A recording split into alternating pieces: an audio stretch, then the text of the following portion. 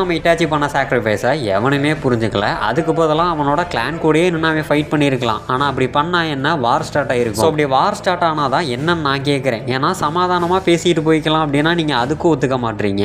நாங்கள் கம்முன்னு இருந்தால் எங்களையும் சும்மா வந்து நோண்டிக்கிட்டு இருக்கீங்க. இதெல்லாமே நம்ம உச்சியா சைட்லேருந்து யோசிச்சு பார்த்தோம் அப்படின்னா, உங்களுக்கு காட்டியும் கொடுக்கணும் கூட்டியும் கொடுக்கணும்னா எதுக்கடா வில்லேஜுக்குள்ளே எங்களை வச்சிருக்கீங்க அப்படிங்கிற மாதிரி தான் அவங்க ஃபீல் பண்ணியிருப்பாங்க. அப்படி இருந்தும் நம்ம ஃபுகாக்கோக்கு ஆல்ரெடி தெரிய வந்திருக்கும் இன்னைக்கு நைட் உச்சியா கிளான் மொத்தமாக அழிய போகிறாங்க அப்படின்னு. அப்படி தெரிஞ்சு அவர் எந்த ஒரு ஆக்ஷனுமே எடுத்துக்க மாட்டார்.